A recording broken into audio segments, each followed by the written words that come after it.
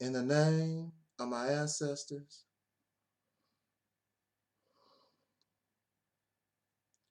peace forever and always, and welcome to another edition of what I call the Reality's Temple on Earth Internet Ministry.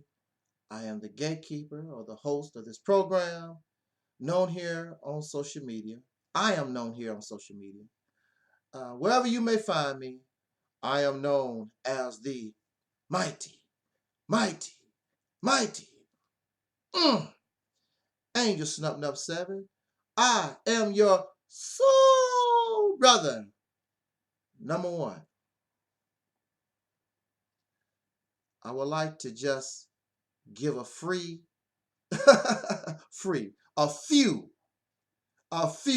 early in the morning, excuse me. I would like to just give I was getting ready to say it again, free. I would like to give just a few brief announcements before we get into our speech. I would like for you to support our soul sister Noble. She has created a new website called, and it's right here, ancientcreationmyths.com. The link, everything that I'm speaking about will be in this video. Please make ancientcreationmyths.com one of your favorites. Support our soul sister, Noble Levine. The links to all her works, all her websites is in the description box. Support our brother, Taalik. He is Eric Bell. Excuse me. Got a little itch there. He is Eric Bell on YouTube. Link is in the description box. Our soul brother, Gary Wilson, Cool Cutter. Link is in the description box. I told you, everything is in the description box. If you want to show your appreciation and donate to this ministry, I have rejected that idea for years, but people keep saying, come on, brother, I just want $10, $1. I just want to show my appreciation for what you do here on YouTube, because I know the internet is not free. So let me just help you pay your internet bill. Look, can I just send you a couple of dollars? You and the brothers and sisters, y'all go out for dinner or something. And that's wonderful. I don't have the right. You just want to show your appreciation. I don't have the right to deny you that. And it's really, really, for me, it's an honor. So I am using Zelle. The link is in the description box, of course, and you can do that. So I really appreciate it. And I thank you, and this platform thanks you. Thank you for listening. Thank you for your donations, whatever you want to do. Just thank you for being here all these years. You've been here. Some of you have been on this platform and listening to Angel Snub 7 a long, long time. And I really appreciate it. It's an honor to grow with you. Because if you listen to the older videos that I post and you listen to the now, you see that I am the same, but I've changed just a little taste. Because the understanding of information and information that we did not have before, when you have information that or facts that you did not know, it changes your outlook, it changes your conclusion. And so we are not loyal to no belief system. We are loyal to what is factual, what is reasonable, what is logical, what is actual. We are not here to give you or spread feel-good rhetoric. We are here to get to the truth of the matter as best we can. So I'm not loyal to no belief system, no opinion, no ideology, including my own. It can change at a moment's notice according to the information that we know. I cannot talk about and I cannot take into consideration that which I do not know. And sometimes that information will change your conclusion, your outlook. Some of us don't like what new information, what new ideology, something added on. They don't like that because they are loyal to a certain conclusion, a certain belief system. That's why it's called belief. A belief does not require facts. A belief does not require you to know. A belief is, I just believe this and that's what I believe. But if you seek to know, and if your God did exist, which your God does not, I know that's a hurtful thing, and you can bring no clear, convincing, and overwhelming evidence to show that any God, Allah, Buddha, Yashara, whatever your God is, modern time God, or gods from way, way, way back, none of these gods, none of these spirits, none of these demons have ever existed. Never. At no time. It is all the imagination of fiction and storytelling of people who were ignorant, people who became superstitious, people who did not know, so they did not want to wait to know. They made up stories so they can feel as though they know.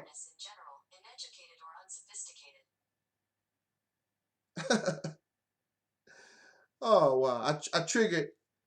That was weird. Just happened.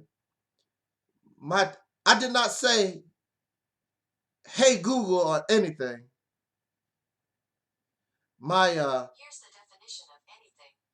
Used to refer to a thing, no matter what. You hear that?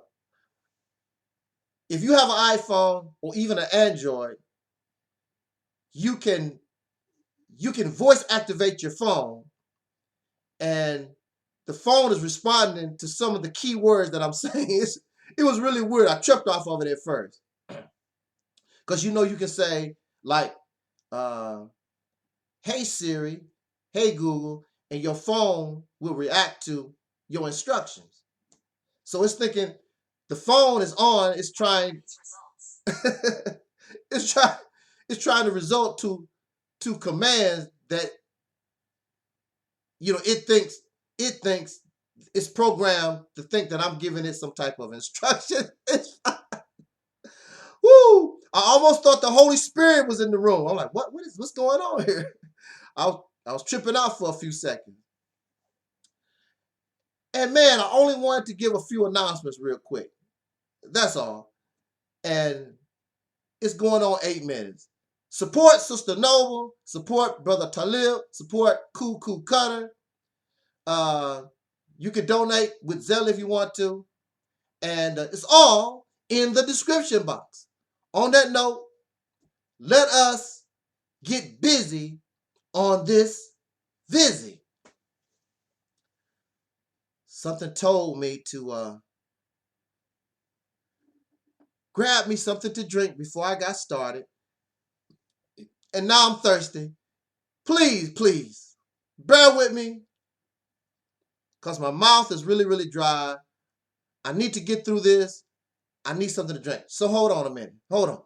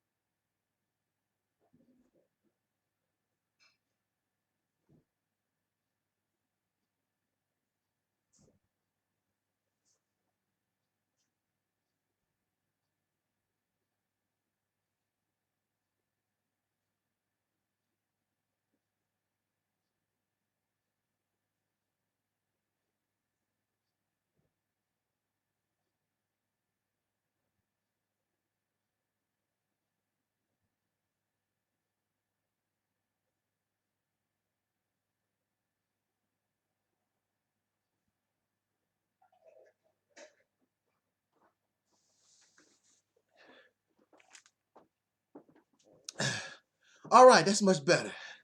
Okay. On this visit, let us get busy. Y'all ready? Let's go. As many of you know, I was introduced to the teachings of Elijah Muhammad way back when I was a child. And eventually, I wanted to become part of that organization, but it no longer existed.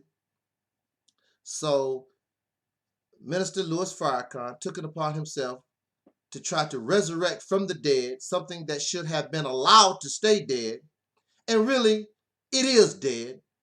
You have something called the Nation of Islam, created by Louis Farrakhan.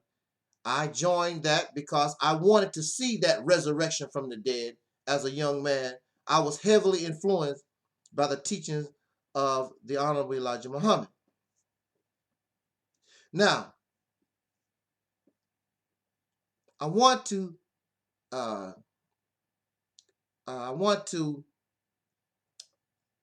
tell you about something that disturbed me as a young Muslim in the Nation of Islam. A certain mindset I did not know and I did not want nothing to do with. Minister Farrakhan just gave a speech not too long ago, interdenominational speech. You have Christians and Muslims and Masons and atheists, all kinds of folks gathered together to listen to this Muslim, because that's what Minister Farrakhan is. Sometimes he gets on the roster and talk about, I'm everybody. I'm agnostic. I'm Christian. I'm Muslim. I'm a little bit of all. No, you're not, sir. You make it very clear you're a Muslim and your teacher is Elijah Muhammad. You're not all these different things. You understand what it means to be those things, but you're not. You make it very clear, sir, you are a Muslim, a black Muslim under the teachings of Elijah Muhammad. So let's stop playing games. What kind of man? I'm like Hassan Campbell. What kind of man would try to perpetrate a fraud like that? You can't be all these things. What it really demonstrates is that it seems as though, sir, you are confused. That's what it seems. You can't be all these things, because really all of them represent something different, which result in different conclusions, and you are not about those different conclusions. So stop saying that you're Christian and you're Baptist and you're a Jew, and you're not none of those. You are a student that never graduated from the school of Elijah Muhammad. Okay, come on now. What I found disturbing, because these meetings go all the way back to the 1980s when I was a younger man, 18, 19 years old. And we had just left one of these meetings. So once we went back to the mosque or the temple, and the brother started talking. And the brother started talking in a manner I really did not like. What did they say? What was the conversation? Well, I'm good. Hold on, I'm gonna tell you. I'm gonna tell you. It's good. Just stay calm. I'm gonna tell you. I'm gonna tell you what disturbed me. They began to speak about how all these hundreds of people came out to see Minister Farrakhan because they are looking to us, the Nation of Islam, in the 1980s for guidance, for leadership. And all of us should not be so petty, because all of us, myself and all us members on the ground, in the future, we are all to become ministers, because everybody, the 40-some million plus whatever soul brothers and sisters at that time, they are looking to the Nation of Islam for leadership. And this is why they come to hear Minister Farrakhan. They are looking for guidance. And the Honorable Minister Louis Farrakhan, of course, offers this guidance. They're looking for us. It's all about us, the Nation of Islam. I did not like that mindset. I did not like that. I don't like that behavior. And I did not see nobody, the lieutenants or the minister, the local minister, nobody spoke out against that type of mindset. Because to me, it's very deceitful. You're not very forthcoming when you're gathering people and you're telling them we're gathering together for what we call Black unity. So the people are coming to hear Minister Farrakhan because really the reality is because he's charismatic, he's a good speaker, he's very articulate, and he sounds like he knows what he's talking about. And they are seeking unity. They're not seeking you to be the leader. They're not seeking to follow you. If they wanted to follow you, they would have put on a bow tie like me. And really, I'm not a follower. I was assisting this man in bringing back the teachings of the Honorable Elijah Muhammad. That's what my purpose was. I don't know who Farrakhan was. He's a person that was supposed to be rebuilding something that I wanted to really be a part of. And he lied to me. He lied to us. The whole thing is a lie. It's misleading. Because you're looking to become a leader, a new slave owner of soul brothers and sisters. That's what you're looking for. You are hiding behind Black unity. You're perpetrating a fraud. And I did not like that. Even though I have a love for the Honorable Elijah Muhammad, I have a love for the teaching, but also I'm not fake and phony. I'm not here to be some leader or some guide. I'm here to express Black unity so that we all can move together. I'm not better than you. You're not better than me. We are family. We are progressing together. But that's not what I saw being expressed in the Nation of Islam. And believe me, that mentality, that mindset still exists. It still exists today because that's just the mind. That's how Nation of Islam is programmed to think. They are the leaders. They have the supreme wisdom. They have the knowledge. They have the understanding. They have all that it takes to guide us to, I don't know where they want to take you. So it's been 40 years. Where has Minister Farrakhan taken you? Where have you go? What have you really accomplished? Except you have some hurt feet from all that damn Million Man marching y'all been doing. So you want to lead. You want to guide 40 years, and you have guided the people where?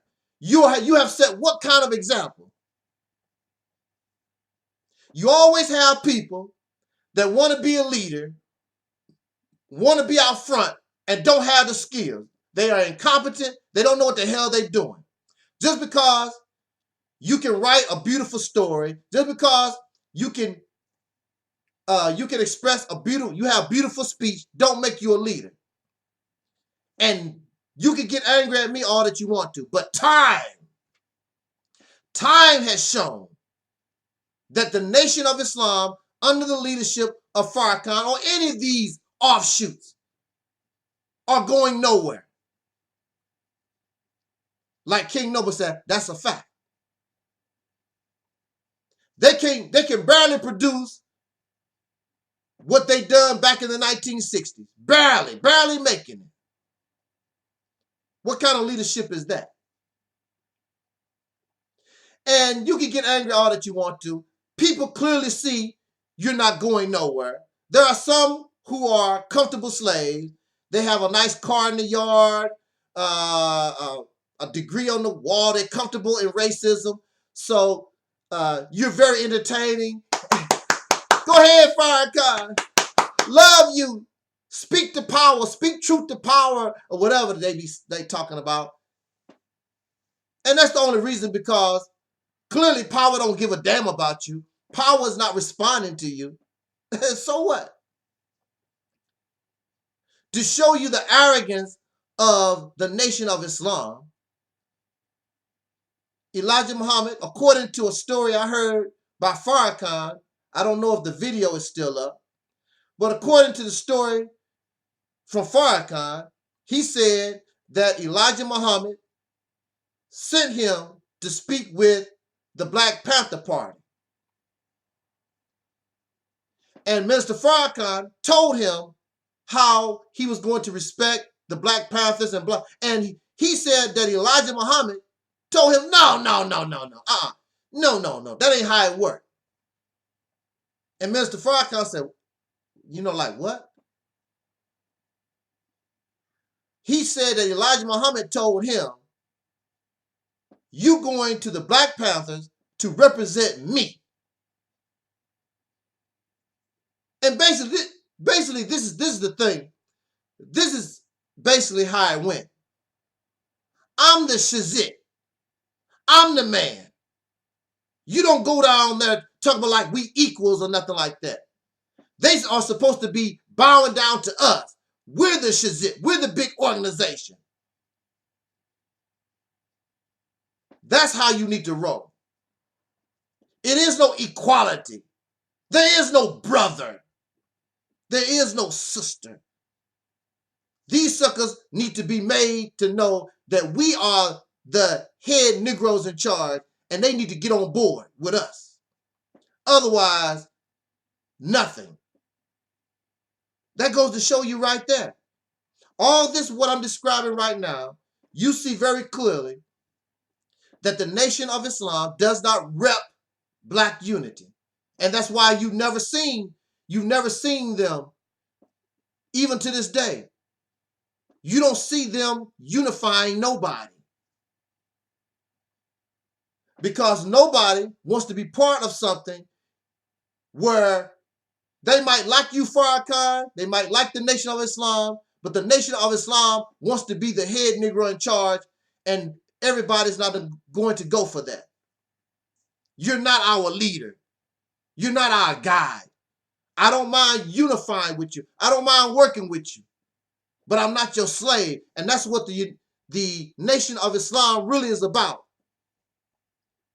Becoming slave owners and making you slaves and hiding behind liberation.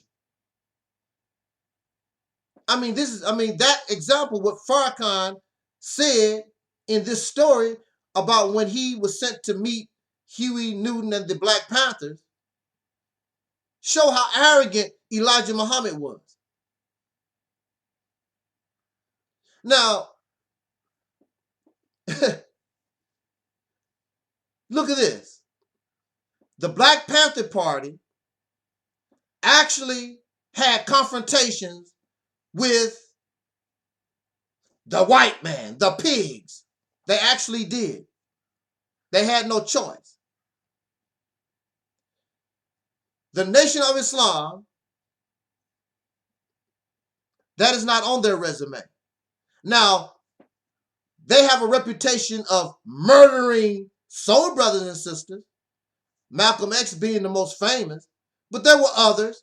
In fact, even in modern times, myself, in the mosque, I was threatened 2 times in the mosque. In the mosque itself, not on the street. Here I am, going to the temple, going to the mosque. I'm bringing guests. I'm buying bean pies, Final Call newspapers, listening to the lecture. And they want to threaten me because they don't like what I have to say about the Honorable Minister Louis Farrakhan. And one time, this brother threatened me because I had my FOI pen, and he told me, well, brother, you're not in the Nation of Islam no more. You shouldn't be wearing that FOI pen. I said, I paid for it. The Nation of Islam give you nothing. Everything, all those, the uniforms, the pins, everything that you see, the brothers and sisters have to pay for it. Farrakhan does not give his people nothing. Nothing. Zero. Nada. The Nation of Islam gives its members nothing. Everything that you get, you have to pay for. And so this FOI pen that I was wearing, I paid for it. Now, if they gave it to me, if they gave me the suit, if they gave me the pen, if they gave me the bow tie, I'll be happy to return all that to you. I bought that myself. And it's not for sale. I'm not giving you nothing. It's mine. I like it. If I want to wear my FOI pen, I like it. I bought it. It's my business. You ain't gave me a damn thing. Now, if you want to try to take it, we got a big problem.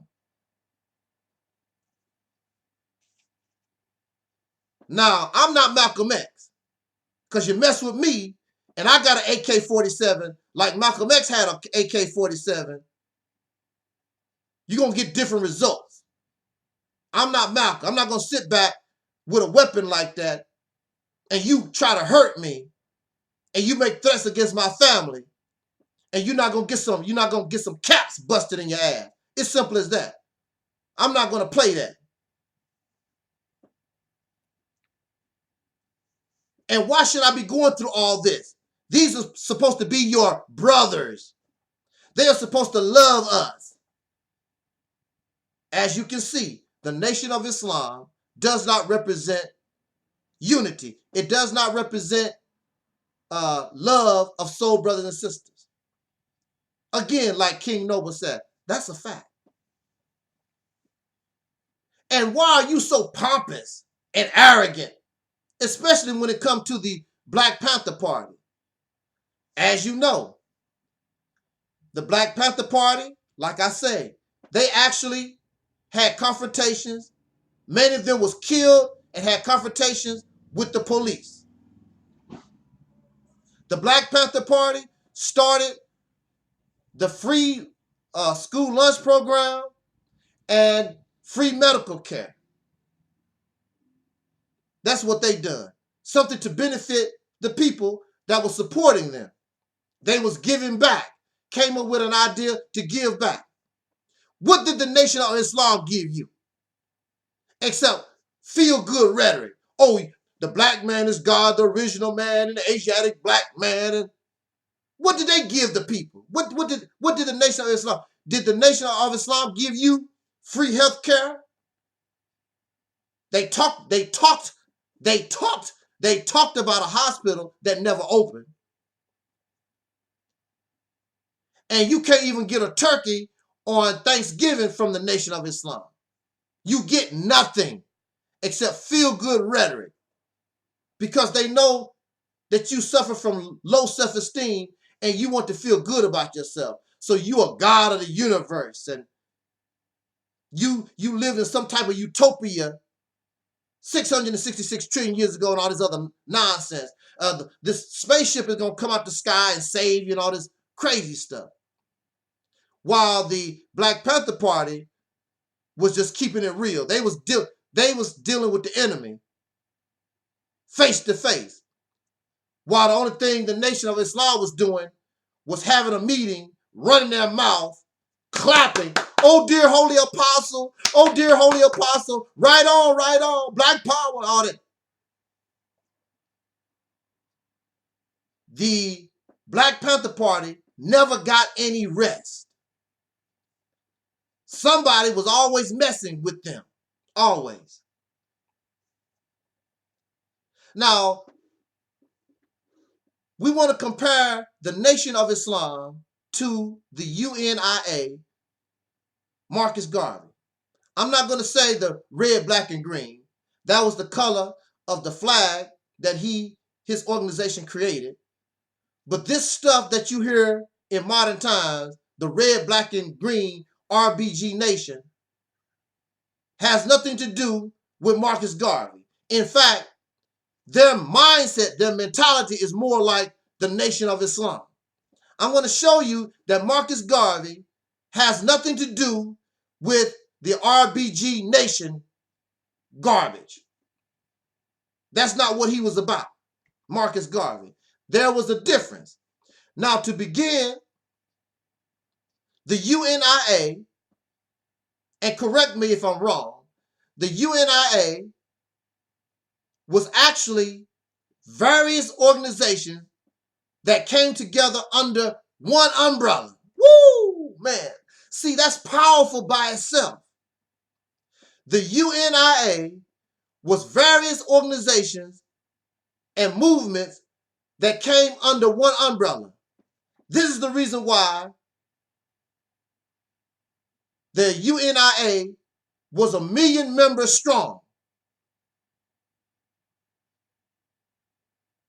Just that in itself represents what we would call black unity.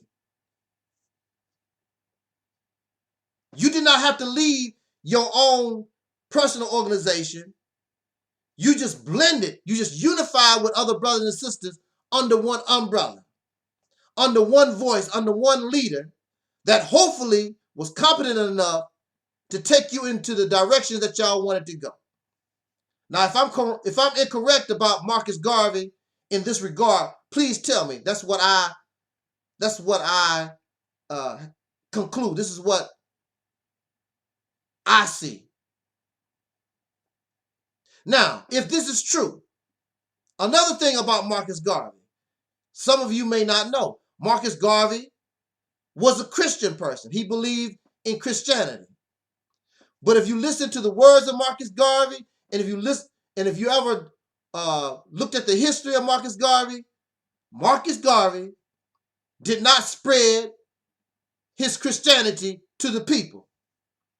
He kept the business where it need to be, your liberation. What is in the best interest of a people who are oppressed. Marcus Garvey understood that your religion, your personal belief with God or whatever, that's a personal thing. He understood that everybody is not going to embrace and accept our Lord Jesus Christ. But they do understand they live in oppression and they living with a beast, and they want to get this beast off their back once and for all.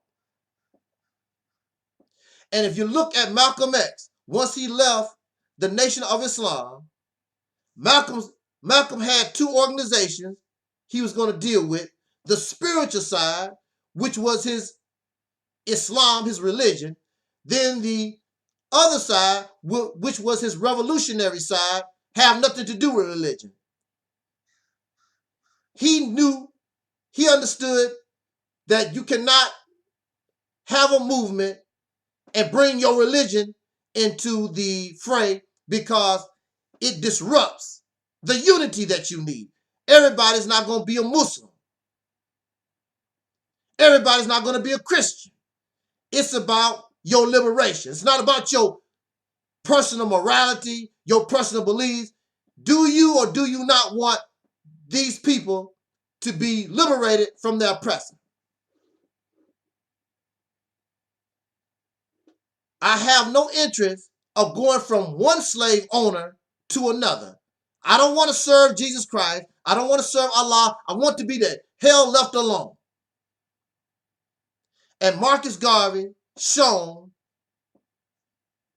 that he could separate his own morality, his personal beliefs from the top priority, which is the liberation of a people. Religion divides, as you can see. Religion also makes people docile. You are waiting on God. You're waiting on a spook. You're waiting for some kind of miracle to come do what clearly you have to do. So religion hinders the progress of a people who are oppressed. And from what I've read in history, very few revolutions, very few acts of liberation is based on waiting on God, having God involved. During the Revolutionary War, of course, you had those patriots here in America. They talked about God. God was not on the, God was, they talked and they said it, but their actions, they did not depend on a belief or a faith or present God as the cry in order to lead the people to the charge for their liberation from an oppressor. Now, there are those who recently have the nerve to come to me, talk about black unity and all that type of stuff. Like you're supposed to forget what they done to you. These people have done horrible things because you refuse to be an African. You refuse to be RBG. You refuse to be whatever, a Muslim or whatever it is they think that you're supposed to be. You're going to tell me, look, I already got a peck of wood telling me what I need to be, what I need to do, what I can and cannot say. I don't need another slave master. I don't need you to tell me about my morality, who I am, what I should be, and all that type of stuff. I don't need you. I'm not going to exchange one slave master for another. So you can kick rocks. I don't give a damn how angry you get. I have personally done nothing to these people. Nothing. Ask them, what did Angel Snub 7 do to you? They cannot explain it. What Angel Snub 7 do is I reject your attempt to try to make a slave out of me. I reject your attempt to try to force your belief and garbage on me.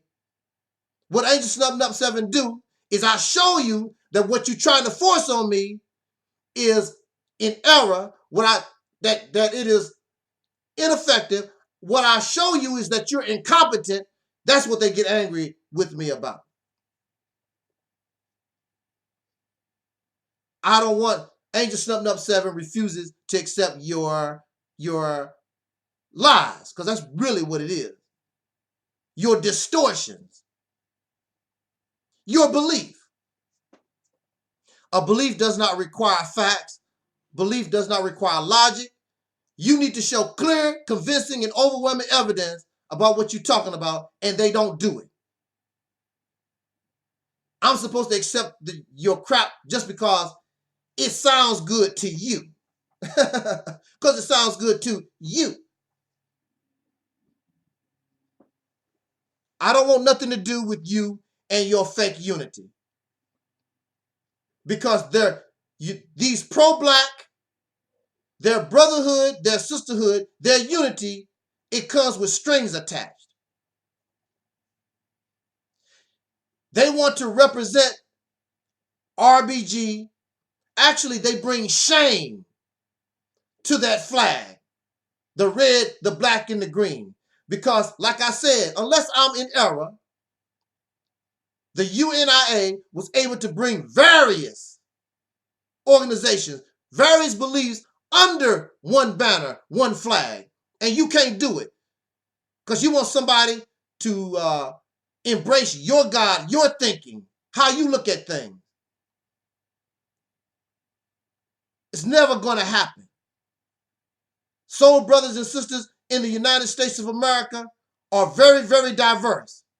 Christians, Muslim, agnostics, yes, their sexual orientation is different. Everything about us is different. And if you cannot get with that program, you cannot and don't expect unity. And without unity, you're done. And maybe that's a good thing. And maybe that's a good thing that you're done and go extinct so nobody never knew your crazy ass ever existed in the first place. Could be a good thing. Now, we talk about unity, And then there are these pro-black Negroes. They want to drag brothers and sisters from the past. Now, mind you, they themselves have done nothing close to what these people accomplished. Nothing. Nowhere close. But they can find something wrong to try to make it look like they are better. They're bringing something different. So they want to talk about Huey Newton. Let's talk about the Black Panthers, using the Black Panthers for an example. And they want to drag Huey Newton because as time went on, as you know, Huey Newton, he left the street. He left the Black Panther Party basically. I don't know if he actually left, but he got caught up in drugs, criminal activity. I heard he was a pimp.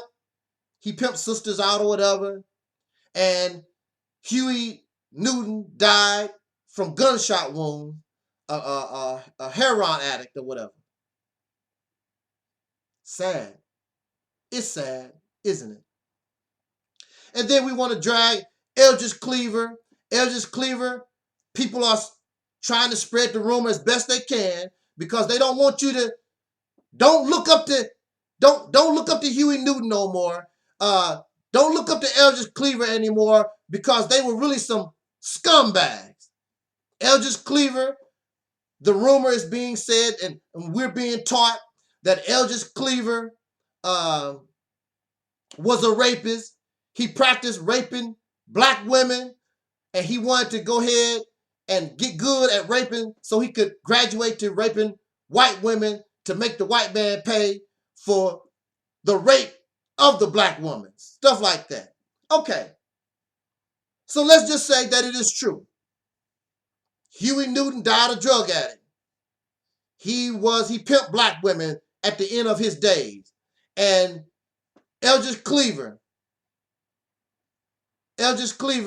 raped black women.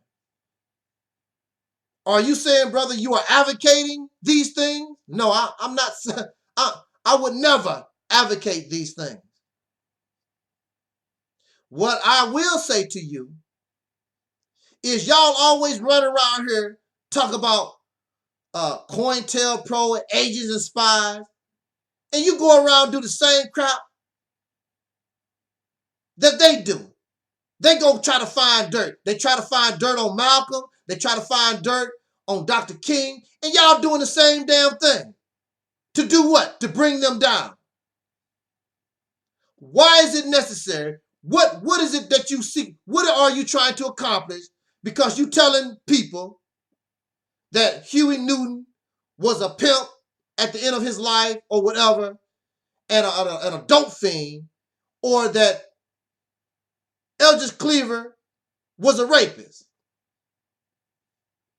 What are you seeking to accomplish? What is the purpose? They are both dead and gone. Above all, what have you accomplished better than them? Have you accomplished more than a dope fiend? Have you accomplished more than this rapist? Brother, what are you saying? Are you trying to justify? Are you trying to defend this type of behavior? No, what I'm trying to say to you is that you're doing the same stuff. And what I'm trying to understand, what is your purpose? What is your purpose trying to drag the Black Panther Party? Then, of course, as you know, and this is a fact, toward the end of the Black Panther Party, they began to bring in Caucasian women and Caucasian men, boyfriends, and they took money from celebrities and all that kind of stuff toward the end. This is true. This is true.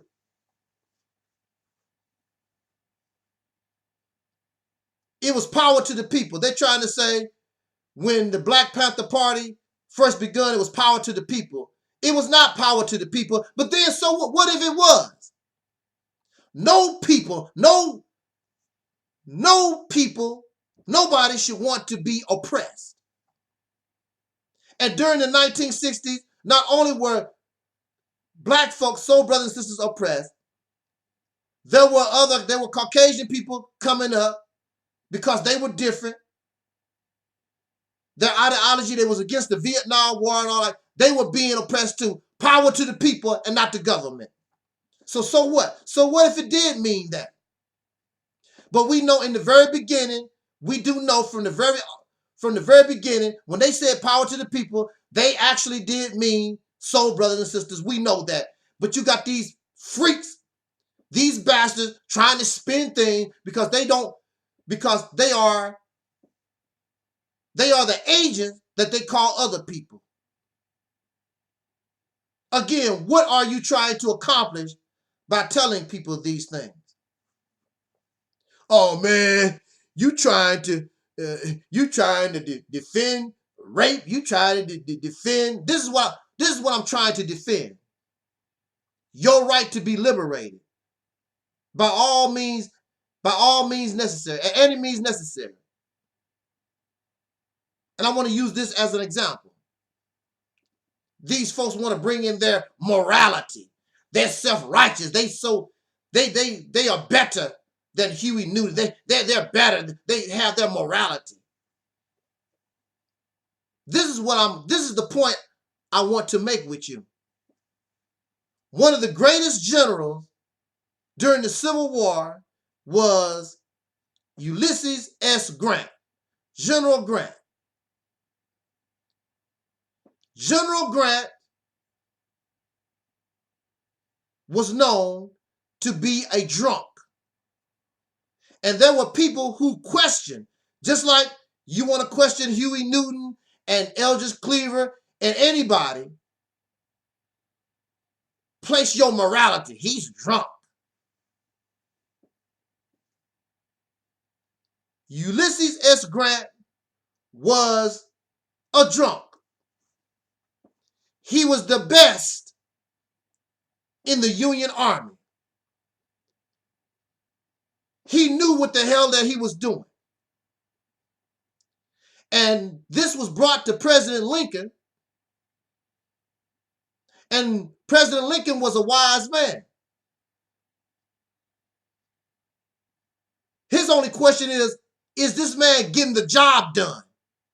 Well, is this man getting the job done? Yes, Mr. President. That's all I need to know. And because of the actions of a drunk, now here you are sober, here you are holy and righteous, you can't get nothing going. You can't do a damn thing.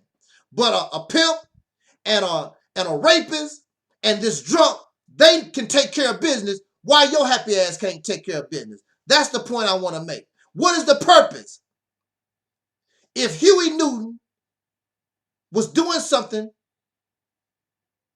that was causing this oppressed people to be liberated, if this rapist, this ex-rapist in his old life was doing these things, and here you are, holy and righteous than thou, you're not a drunk, you can't accomplish nothing. I would rather, and I understand it's not a good thing, but what is more important? What is more important? These things or the liberation of the 20 to 40 plus soul brothers and sisters in this nation? You want to trip on some stuff, and these people are willing to risk their lives. You just ignore the fact that Huey Newton was shot by a police officer and spent all that damn time in jail, and Eldridge Cleaver went through the same hell. How much hell have you gone through? General Ulysses S. Grant was out in the field dodging bullets, trying to live and not get killed. Ulysses S. Grant would later become the president of the United States with his drunk ass. What happened to all these people that was complaining he's a drunk? What did they do? Where they at? You're going to let a drunk outdo you? You're going to let a pimp outdo you? You're going to let a rapist outdo you? That's the point I want to make. All that means nothing. The number one priority is the struggle, not your damn corny ass morality. That's the point I want to make. Because for me, that don't mean nothing. These men still risk their lives. These men sacrificed because they didn't have to do anything. Huey Newton could have just been a pimp. He didn't have to try to get involved in the struggle at all. Eldridge Cleaver could have just been a rapist. He didn't have to do nothing at all. But they did. And so I'm going to honor and I'm going to remember them in the best manner that I can. I'm not going to run around and I'm going to tell people this history because we need to know. But what they did as men was brave and supersedes this other stuff. I'm not going to drag down those who actually was fighting so I could talk to you right now, these men.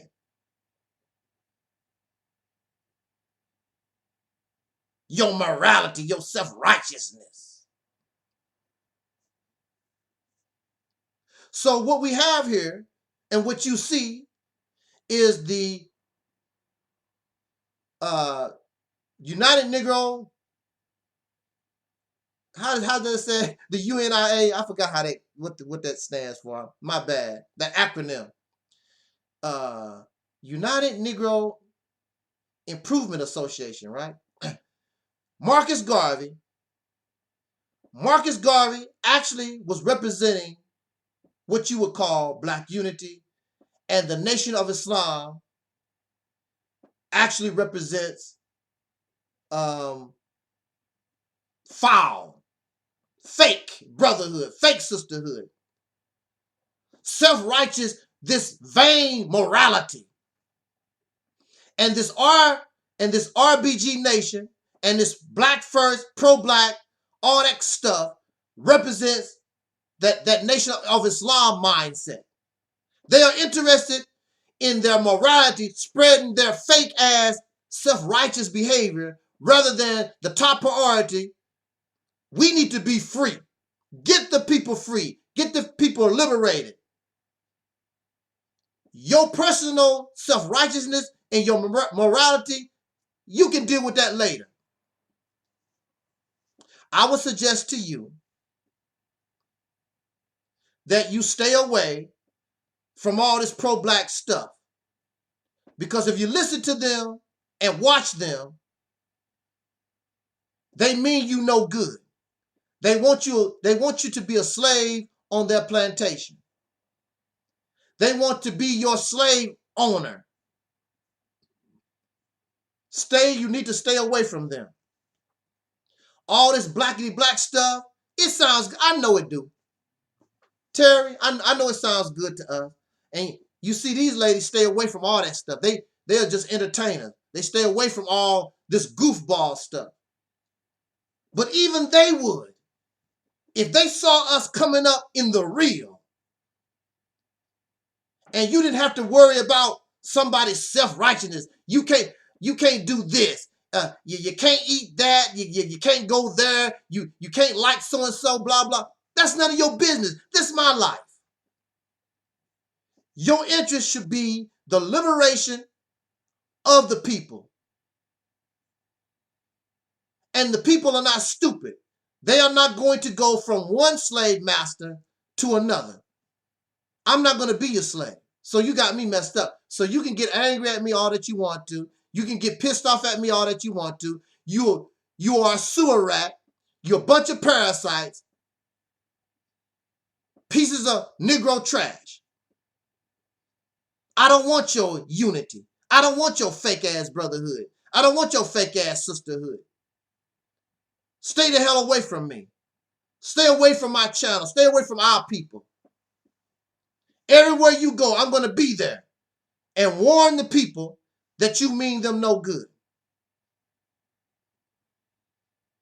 Because you do mean them no good. You want to talk about the enemy. Because that's the first thing the enemy does. Try to find something bad on somebody to paint them in a bad light. And here they are. Well, I'm revealing the truth. Huey P. Newton, he was a pimp and a drug addict, and Eldridge Cleaver, he was raping black women, and the practice on what? Why are you? Okay, it's true. So what if it's true? Why are you saying it? And what makes it so bad? The first time I hear this information, it's not even coming from the racists. It's coming from so-called black men. It's not even coming from the racists. What is your purpose? Why are you bringing this up? Oh, so it can make you look good. You see, I'm not a rapist. Arrogant. You're arrogant. But if we look at your past, we'll find some messed up stuff about your happy ass too. And the reality is, all of us in this society, we're messed up. I expect Huey Newton to be messed up. I expect Eldridge Cleaver to be messed up. Dr. King and Malcolm. All of us, because we live in doo-doo. All of us got stanky stank all over us, okay? None of you can pretend to be holy and righteous, but you're not. If you think it's butter, but it's not, it's chiffon. If you think it's a revolutionary, if you think it's your black liberator, but it's not, nothing but another comfortable Negro pretending. That's all it is. That's why they don't like Angel Snubbed Up 7, because I'm not going for that. I don't have time for your games. I want to win. Huey P. Newton, Eldridge Cleaver, I don't care about all that stuff. They were willing to die. They took actions that put you on a path to try to seek your liberation of the people, to try to do what is in the best interest of us as a people. Are they perfect? Are any of us perfect? No, we're not. So you want to try to drag somebody, and they do this with Malcolm, they do this with Marcus Garvey, they do this to try to make themselves like they are better, they're smarter. But when you look at their actions and what they are accomplishing, they can't get nothing started. Let's get this party started, right? They can't get nothing started. You can't accomplish more than a pimp and a rapist or a drunk. So what does this say? You trying to smear somebody. You can't accomplish more than them. What does that say about your happy ass? What does it say? I suggest to you, leave all this pro-black, blackity black, first black, RBG Nation, Kemetic, Hebrew Israelite, leave all that garbage alone, because they mean you no good. They just want you for a slave. They're not interested in your liberation. They're not interested in trying to get us out once and for all from this oppression. Look where you are now. It's thousands of these people. Are you closer to the door of true freedom, justice, and equality? No. Just a bunch of beggars, pretty speeches, holy and righteous, vain rhetoric. That's all. We out of here. Jot down your comments.